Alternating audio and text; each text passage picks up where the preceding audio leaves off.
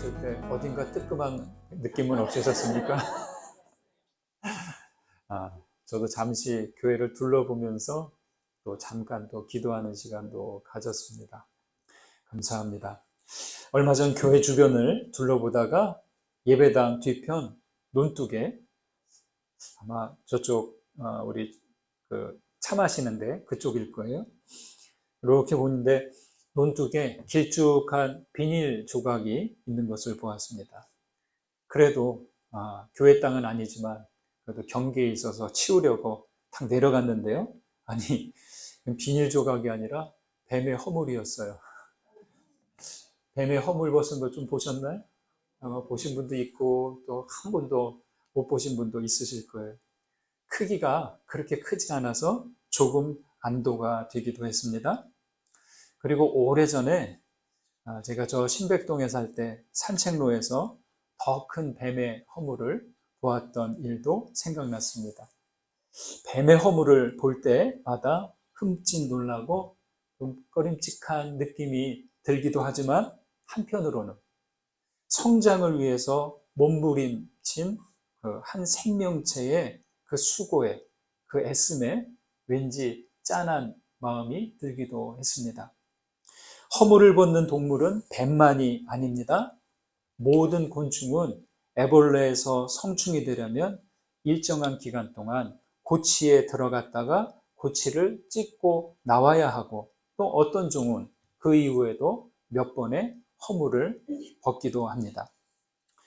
우리가 흔히 보는 나비, 잠자리, 메뚜기, 방앗개비 모두 그렇게 고치와 허물을 벗는 수고를 하죠. 그들은 그렇게 부단히 껍질을 벗어가면서 자기 성장을 합니다. 동물들이 벗어놓은 허물과 고치를 보면서 저는 지금 내가 벗어버려야 하는 허물, 깨뜨려야 하는 껍질은 무엇인가 잠시 생각해 보기도 했습니다. 랍스터 요리 좀 드셔보셨나요? 저도 많이는 못해도 한두 번은 경험이 있는 것 같아요. 근데 언제 먹었는지 기억도 안 나요. 랍스터로 불리는 바닷가재가 있습니다. 껍질은 딱딱하지만 속은 부드러워서 인기 있는 식재료이죠.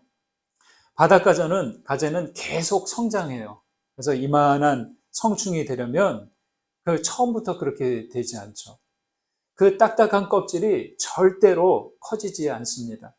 속살이 성장하면서 껍질에 가로막히면 몸이 어떨까요? 답답해요. 조여오고. 그러면 그때가 되면 바닷가재는 바위 밑으로 들어가서 거기서 껍질을 벗고 웅크린 채로 새로운 껍질을 만들고 그 껍질이 딱딱해질 때까지 기다립니다. 여러분, 이때가 포식자에게 먹힐 수 있는 가장 위험한 시기입니다. 딱딱한 껍질이 벗고 새 껍질이 나서 이제 또 좀 커져야 되잖아요. 이때 제일 연한 상태라 만약에 포식자가 그때 들어오면 그건 뭐 속수무책이죠. 그런데도 그 위험을 기꺼이 감수합니다. 그런데 한 번이 아니죠. 그런 다음 그 껍질도 다시 답답하고 불편해지는 때가 오면 탈피하는 수고를 또 합니다. 왜 그럴까요? 그래야 성장할 수 있기 때문이죠. 껍질을 벗어버리고 새로운 껍질을 만드는 일을 반복하는데 바닷가재는 이 과정을 무려 27번 정도 한대요. 어린 시절에는 20번 이상 계속하고요. 또 몸집이 어느 정도 돼서 알을 낳을 수 있고 자손을 퍼뜨릴 수 있는 시기가 되면 1년에 최소 한 번에서 두 번은 이 껍질 벗기를 계속합니다. 불편해도 해야만 하는 것은 하지 않으면 어때요? 성장이 거기서 멈추기 때문이죠. 어려움과 역경을 마주할 때 우리는 어떻습니까? 몸과 마음이 편합니까? 어렵죠. 불편해요. 우리의 몸과 마음이 참 어려워요. 머리도 마음도 복잡하고 몸도 힘들고 그렇습니다. 당연합니다. 인생은 그런 거예요. 운명이니 팔자니 하면서 넘길 수 있지만 여러분, 그런 때가 바로 변화와 성장을 위한 시기가 되었다. 이런 신호가 나에게 오는구나 알아차릴 수 있어야 됩니다. 그런 때가 변화와 성장을 위한 제일 적절한 시기입니다. 부족함과 허물이 보인다면 어떻게 해요? 벗어버려야 하고, 치우친 생각은 물러나서 좀 넓게 바라봐야 합니다. 환경과 사람들을 탓하기보다 나의 마음과 생각이 딱딱해진 것은 아닌지 살펴봐야 합니다. 뱀은 계속 허물을 벗고 바닷가재는 27번까지 탈피를 합니다. 여러분의 영적 성장은 어느 정도까지 되고 있습니까? 예수님은 물과 성령으로 나지 아니하면 하나님의 나라에 들어가지 못한다 라고 하셨습니다. 물과 성령으로 나기를 계속해 가시기 바랍니다. 구원의 반석이신 그리스도 안에서 허물과 껍질을 벗고 영적 발돋움을 하시는 모두가 되시기를 주님의 이름으로 축원드립니다. 여러분, 믿음을 가진 사람은 어떻게 될까요? 우리에게 믿음이 있어요. 어떻게 될까요? 예수님은 나의 그리스도시며 하나님의 아들이십니다 라고 할 때 이 고백은 나에게 어떤 변화를 가져올까요? 제가 누누이 말씀드리죠. 믿음은 앞으로 나아가게 하는 능력이라고 했는데 우리는 그동안 얼마나 앞으로 나아간 것 같습니까? 무턱대고 나아갈 수 없습니다. 방향을 알아야 되고, 그리고 빠르게 가기보다 살피면서 가셔야 합니다. 우복천리라는 말이 있죠. 느리고 둔해 보이는 소의 걸음처럼 한 걸음씩 한 걸음씩 갈 때 천리를 갈 수 있다는 말이죠. 로마서 12장에서 바울 사도는 우리 신앙인들의 영적인 태도와 방향을 매우 적절하게 말해 줍니다. 1절을 보실까요? 우리 함께 또박또박 큰 소리로 한번 읽어볼게요. 읽습니다. 그러므로 형제들아, 내가 하나님의 모든 자비하심으로 너희를 권하노니 너희 몸을 하나님이 기뻐하시는 거룩한 산제물로 드리라. 이는 너희가 드릴 영적 예배니라. 제사에는 제물이 있습니다. 예전에 저는 저희 집안에서 처음 신앙생활을 한 그리스도인인데 양가 친가회가 다 명절 때 이런저런 추도일 때 제사를 드렸어요. 그러면 어디 제사라고 해서 와 하고 연락받으면 저는 너무너무 좋았어요. 왜 그럴까요? 제사하면 그때는 좀 먹을 게 많거든요. 그러니까 닭고기도 있고 소고기도 있고 이런저런 전도 있고 과일도 있고 그 생각에 좋아라고 간 적이 있습니다. 이런 걸 보고 제사에는 관심이 없고 제밥에만 관심이 있다, 그런 말이 적용이 되는 거죠. 우리의 예배는 제사의 연장이기에 예물이 필요합니다. 그래서 바울은 우리의 예배에도 제물을 드리라고 합니다. 여러분, 제물은 드려지기 전까지는 제물이 아닙니다. 그렇죠. 예배자는 기꺼이 제물을 준비합니다. 예물을 준비합니다. 그런데 이게 간단하지 않아요. 이전에 동물과 곡식을 제물로 드렸습니다. 얼마든지 할 수 있습니다. 내 형편이 되는 한. 그죠? 근데 여기서 뭐라고 하냐? 산 제물로 드리라고 하고, 이 살아있는 제물이 뭐냐? 자기 몸이에요. 자기 자신을 살아있는 상태로 드리라는 겁니다. 그럼 이걸 어떻게 설명해요? 이거를 어떻게 이해하시겠어요? 산제물, a living sacrifice. 네? 살아있는 상태로. 근데 내가 아닌 다른 제물이 아니라 나를, 너의 마음을 산제물로 드리라, 이렇게 했으면 좀 좋을 것 같아요. 내 마음을 이렇게 집중하면 되니까요. 마음을 다해. 그런데 바울서다가 뭐라고요? 너희 몸. 여러분, 이게 중요합니다. 네. 몸이라고 해서 마음을, 영혼을 소홀히 하는 것 아닙니다. 산제물, 역설적이면서도 가장 어려운 요구입니다. 제물을 산채로 올리는 일은 없습니다. 제단 앞까지는 모르나 제단에 올리려면 좀 가만히 있게 해야 됩니다. 그러니까 제물을 죽여야죠. 살았으나 죽은 제물처럼 되라는 말인데 도무지 이해할 수가 없습니다. 그래서 제가 요거를 이렇게 이리저리 묵상하고 살피고 하다 보니까 우리 로마서 6장 11절에 좀 추측할 수 있는 내용이 있어요. 로마서 6장 11절. 이와 같이 너희도 너희 자신을 주에 대하여는 죽은 자요 그리스도 예수 안에서 하나님께 대하여는 살아있는 자로 여길지어다. 이렇게 말합니다. 무슨 말입니까? 이기적이고 죄된 자와 탐욕의 유혹에는 죽은 상태처럼 반응하지 말라는 거예요. 죄에 대하여는 죽은 자요. 죄가 부를 때, 유혹할 때, 나를 충동할 때 나는 죽었다. 응? 죽은 상태인데 어떻게 반응해요? 반응하지 말라는 거예요. 그리고 그보다 하나님께 대하여는 어떻게 살아있는 자가 되라는 겁니다. 여러분, 제가 어느 날 여러분에게 연락을 했어요. 전화 받으실래요? 안 받으실래요? 안 받으신다면 어떻게 되겠어요? 제가 이분이 뭔가 서운하신 게 있나? 여러분의 가족이, 부모님이 자녀들한테 연락하고 자녀들이 부모님께 연락했을 때 받으실래요? 안 받으실래요? 왜 전화했지? 혹시 나를 힘들게 하는 거 아니야? 뭐 이런 생각 안 해. 일단 받죠. 네. 자, 그런데 어느 날 평소에 좀 이 사람이랑은 좀 안 마주쳤으면 좋겠어. 예전에 좀 힘든 일도 있고 그런데 그 사람이 부당하고 무리한 요구를 하고 신뢰가 안 가는 사람이 연락이 왔어요. 어떻게 하시겠어요? 아니, 고민도 안 하시고 그냥 그러시네요. 네. 여러분, 가족인데도 연락하지 않고 받지 않으면 그거는 관계를 더 이상 맺지 않겠다는 반응이죠. 하나님께 대하여 살아있는 사람은 하나님의 부르심에 반응해야 돼요. 그리고 그 내용을 듣고 무엇이든지 순종할 줄 알아야 됩니다. 주님의 부르심에 반응하고 순종하는 삶, 이게 바로 거룩한 제물이 되는 것이고 산 제물이 된다는 거죠. 그것이 영적 예배라는 겁니다. 여러분은 지금 어디에 와 계세요? 지금 뭐 하고 계세요? 예배에 참여하고 계시죠? 한 분도 아무 생각 없이 갈 곳이 없이 어쩔 수 없이 그냥 억지로 끌려 나오신 분이 있으실까요? 없으시죠.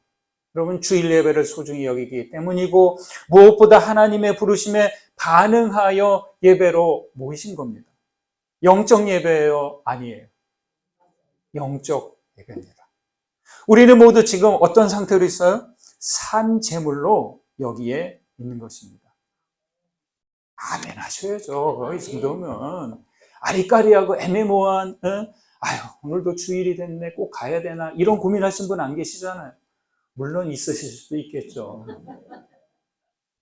너희가 드릴 영적 예배, 세번역에는 이 영적 예배를 합당한 예배다, 이렇게 번역을 했어요.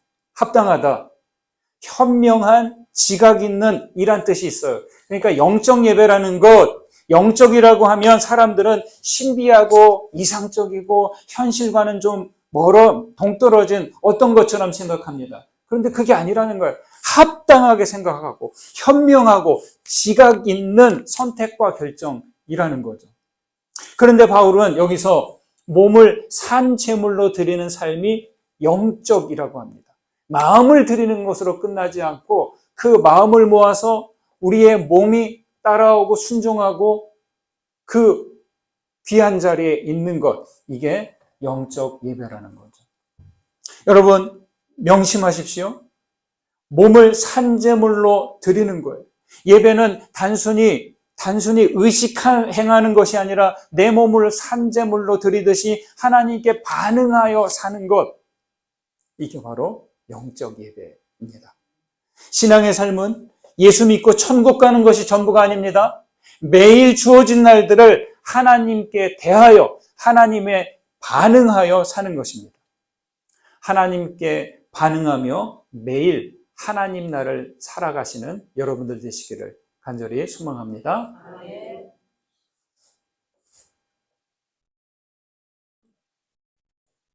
믿음을 네 글자로 하면 내어 맡김입니다.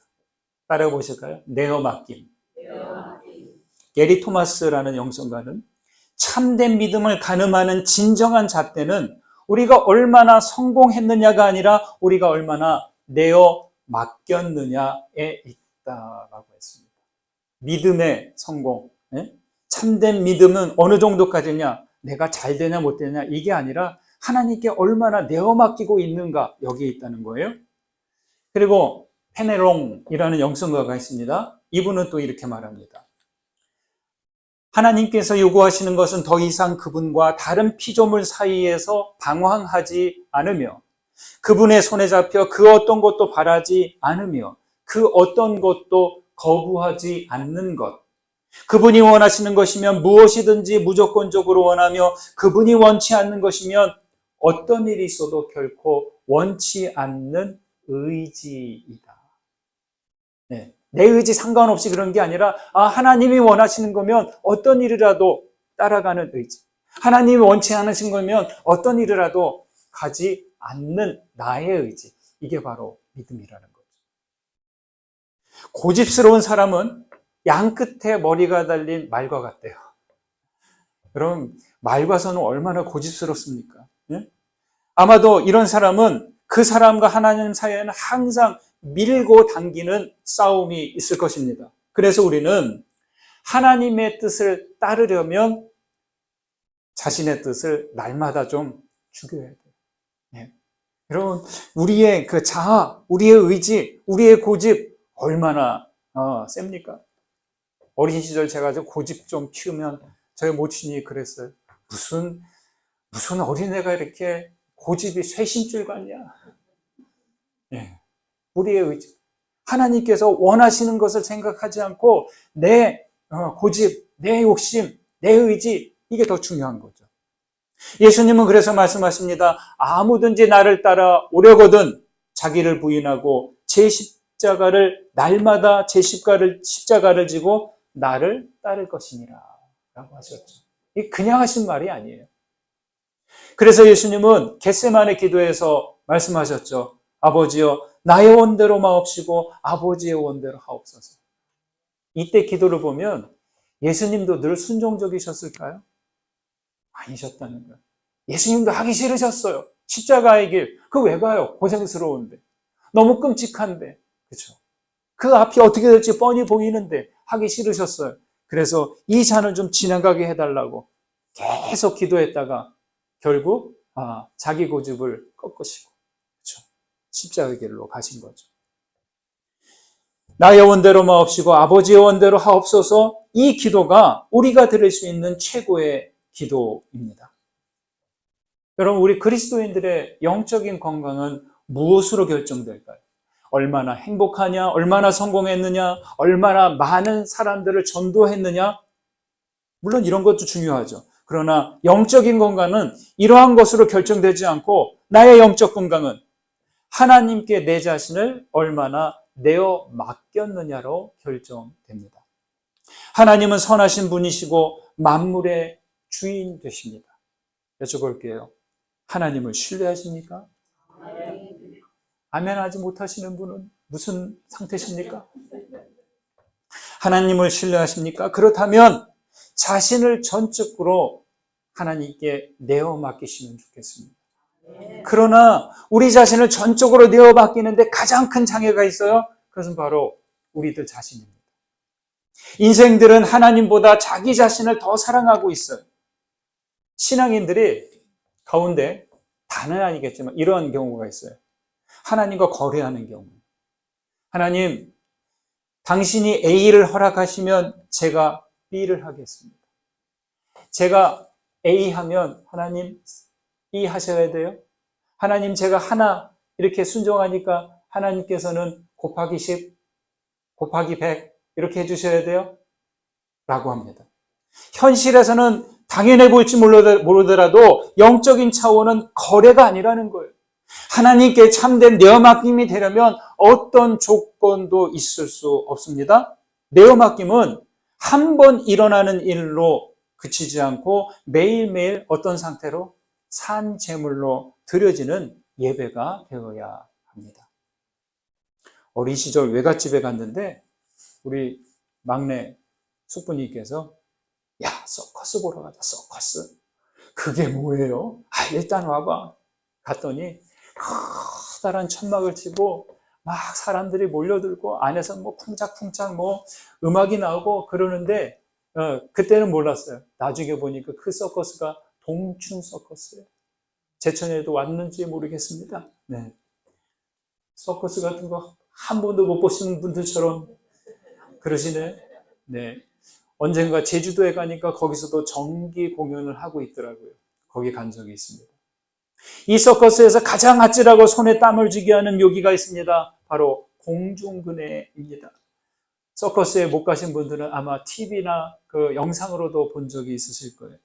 공중근해, 4-5명으로 구성된 팀이 그네를 타고 이쪽에서 저쪽으로 막 날아다니는데 그냥 그거 보는 사람은 막 가슴이 졸여지는 거예요. 심장이 쫄깃해지는 거예요. 저러다가 떨어지면 어떡하나. 이렇게 날아오를 때 반대편선을 잡아주고 그리고 몇 번 흔들다가 다시 본래 자리로 돌아가고. 공중근해 모르시나요? 아시죠? 좀 이렇게 좀 끄덕끄덕 계시면 제가 좀 모르시면 제가 또 설명을 자세하게 해야 되잖아요. 여러분, 공중근해 묘기에서 가장 중요한 역할이 있는데 뭐냐? 반대쪽 근해에서 거꾸로 매달린 채, 이 정강이에 딱 근해에 걸고 매달린 채 왔다 갔다 하다가 이 처음 그 자리에서 건너오는 그 연기자를 붙잡아주는 역할. 그게 참 어떻게 그렇게 하는지 참 신기해요. 이렇게 똑바로 보고도 이렇게 잡아주기도 참 쉽지 않은데 거꾸로 매달린 상태에서 날아오는 연기자를 받아주어야 합니다. 수백 번 완벽하게 연습을 했어도 가장 중요한 것은 그날 그 순간 서로를 향한 온전한 신뢰와 내어맡김입니다. 저 사람이 실력이 있어도 갈 때 저 사람이 나를 붙잡아 줄 수 있을까? 요만큼이라도 의심하면 그 사람도 그렇고 또 건너가는 사람도 그렇고 몸이 움츠러들어요. 잡아야 할 순간을 놓치고 마는 거죠. 못 잡으면 어떻게 돼요? 아래로 떨어지는 거예요. 물론 아래 좀 안전그물이 있어서 괜찮겠지만 온전한 신뢰와 내어맡김이 참 중요합니다. 내어맡김이 없다면 올 수도 없고 온다고 해도 다시 되돌아가지 못합니다. 여러분, 믿음으로 산다는 것 이와 다르지 않는 내어맡김입니다. 우리를 붙잡아 주시는 하나님을 향한 신뢰가 없다면 앞으로 나아가지 못합니다. 하나님의 모든 자비하심으로 여러분께 권합니다. 여러분의 몸을, 여러분의 마음을 하나님께서 기뻐하시는 거룩한 산제물로 드리십시오.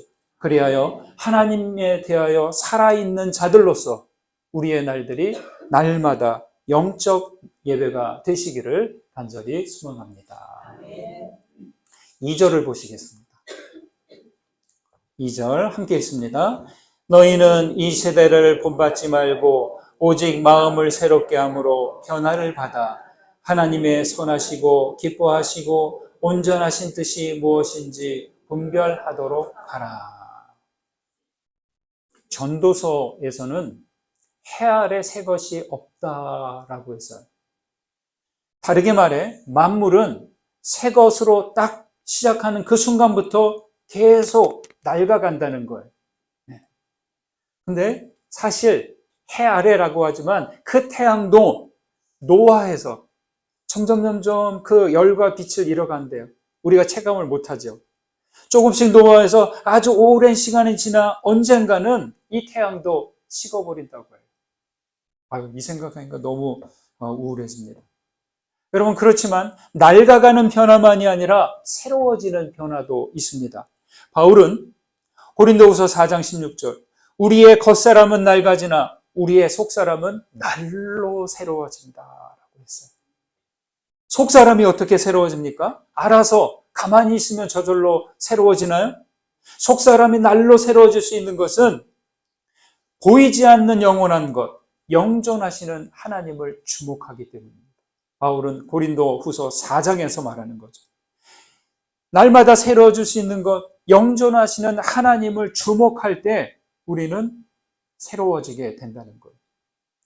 사실 우리는 모두 자기가 긍정적이고 괜찮은 모습으로 변화되기를 원할 것입니다. 아닌가요? 여러분 중에 나는 날마다 퇴보하고 싶어 이런 분 계시면 손 한번 들어보세요. 네, 뭐 손 들어도 어쩔 수 없어요. 뭐 어쩔 수 없어요. 여러분, 뒤죽박죽 엉망진창의 모습이 되기를 원하는 이들은 하나도 없을 것입니다. 정말 어제보다 나아지고 오늘보다 내일 성숙해진 모습으로 변화되고자 한다면 더 나은 기준을 세우고 올바른 방향을 분별해서 추구해 가야 하는 것입니다. 그 속도가, 그 길이가 어느 정도 되는지는 몰라도 말이죠. 변화의 비밀은 옛 것과 싸우기보다 새로운 것을 세우기 위해 힘을 집중하는 데 있습니다. 여러분 이거 명심하십시오. 지나간 일들, 나의 실수, 나의 부족함, 나의 상처, 지나간 일들, 그것을 계속 오늘로 끌어오시면 안 됩니다. 왕년에 지나간 거예요. 여러분, 과거는 부도수포래요. 미래는 약소거음이래요. 갑자기 생각나는데, 그럼 현실은, 오늘은 부도수표, 약소거음, 그럼 오늘은 현찰이에요. 네. 그러니까 오늘을 놓치시면 안 돼요. 네. 그러니까 오늘을 살되 과거에 매여서 사는 게 아니라 앞으로 다가올 날들을 두고 새로운 것에 집중해야 한다는 거죠. 앞으로 가려면 변화 없이는 불가능합니다. 마음을 바꾸지 않는 사람은 어떤 것도 바꿀 수 없습니다. 걷는 동작, 우리가 걷잖아요. 걷는 동작은 우리의 영적 성장을 위한 유익한 교훈을 줍니다. 앞으로 나아갔을 때 어떻게 하세요? 아니, 어떻게 해서 앞으로 가요? 발을 앞으로 내딛습니다. 그런데 뒤쪽에 또 발이 있네요. 그 다음에 어떻게 하세요? 또 뒤쪽에 있는 발을 끌어서 앞으로 내딛습니다. 자, 그렇게 하고 끝이에요. 내가 원하는 곳에 갈 때까지 내 걸음을 계속 앞으로 놓고 뒤에 있는 것을 끌어다 앞으로 놓고 그렇게 해야 합니다. 여러분, 영적 성장, 영적 진보도 바로 이것입니다. 뒤에 있는 것을 앞으로 내지 않으면 그 순간 거기서 멈추는 거죠. 한 걸음 내딛고 다음엔 뒤에 발을 앞으로 내딛고, 이게 바로 영적인 성장입니다. 이게 아무것도 아닌 것 같죠? 여러분, 단순합니다. 이것을 무한 반복해 가는 거예요. 앞을 향해 앞서 계신 하나님을 향해 무한 반복하는 거죠. 자기개발 전문가 제임스 클리어라는 분이 있습니다. 이분이 습관의 중요성을 말하면서 이 이야기를 했어요. 1%의 법칙. 따라해보시니까 1%의 법칙. 1%의 법칙. 여러분, 특히 청년분들 요 1%의 법칙을 잘 새겨들으시면 좋겠습니다. 이 제임스 클리어는 아마존의 열대우림을 예로 들었는데, 여러분, 저는 아직 아마존을 가보지 못했지만 이 아마존에는 지구에서 생물 다양성이 가장 높은 곳이래요. 몇 개의 종이 있느냐? 1만 6천여 종이 있대요. 1만 6천여 종에 있고 4천억 그루의 나무가 있대요. 너무 많으니까 뭐 가늠이 안 되죠. 저도 모르겠어요. 하여튼 4천억 그루의 나무가 자생하고 있다는 거예요. 2013년에 연구에서는 의외의 사실이 드러났어요. 이 아마존의 숲을 지배하는 것은 전체 1만 6천여 종의 종 가운데 단 227개의 종만이 대부분을 덮고 있다는 거예요. 그럼 이거 비율로 따지면 겨우 1.4%래요. 개체수, 이 1.4%의 지배종이 개체수의 절반을 차지하고 있다는 사실입니다. 이게 연구 결과, 조사 결과 드러난 거예요. 그런데 이 현상이 어느 날 갑자기 짧은 기간에 이루어진 게 아니라 그렇게 된 거라는 거죠. 햇볕을 위해 식물들이 경쟁을 하잖아요. 그래서 가지를 뻗잖아요. 왜 가지를 뻗어요? 조금이라도 더 빈 공간을 뻗어가서 거기에 내리는 햇빛을 흡수하기 위함입니다. 자, 제 팔이 가지예요. 그래서 이제 뻗어가요. 근데 요 왼쪽에 있는 요 가지가 조금 한 뼘 정도 더 뻗었어요. 그러면 한 뼘 정도 뻗은 만큼 이 가지와 잎이 햇빛을 받아들입니다. 그러면 받아들이면 그 받아들인 만큼 이 가지가 또 뻗어가고 잎을 내고. 그렇죠? 그러면 그 뻗어가고 잎을 내고 한 그만큼 또 햇볕을 받아들이고 했다는 거죠. 여러분, 또 이 먼저 나간 가지가 이런저런 상황에 의해서 혹시 앞으로 나가지 않는다면 뒤에 처진 가지가 또 뻗어내고 뻗어가고 햇빛을 받아들이고 또 뻗어가고 이것을 무한 반복할 때 그렇게 해서 그 세대가 그 다음 세대로 이어지고 그 다음 세대로 이어져서 그 넓은 우림을 차지하게 된다는 거죠. 여러분 1%의 법칙은 그 1%의 차이를 계속 유지하는 사람에게 큰 변화와 성장을 하게 된다는 얘기예요. 여러분 저는 이 1%의 법칙이 영적 변화와 성장에도 동일하게 적용된다고 저는 생각합니다. 마음을 새롭게 함으로 변화를 받다. 하나님의 뜻이 무엇인지 분별하다는 한 번에 크게 이루어지는 게 아닙니다. 우리가 조금씩 말씀을 받아들이고 하나님의 부르심에 반응해서 나아가고 할 때 그것이 우리의 영적인 변화, 성장에 커다란 결과를 가져온다는 겁니다. 일신이라는 말이 있죠. 매일 새롭게 또 새롭게 라는 말입니다. 그렇게 한 걸음씩 1%씩 새롭게 함으로 변화해 가는 겁니다. 굳어진 마음의 껍질을 벗어서 여러분의 삶을 산 제물로 드리고 내어 맡기십시오. 그래서 우리 일생이 하나님의 기뻐하시는 영적 예배 되시기를 주님의 이름으로 축원드립니다. 받은 은혜 생각하면서 거듭의 기도 드리시겠습니다.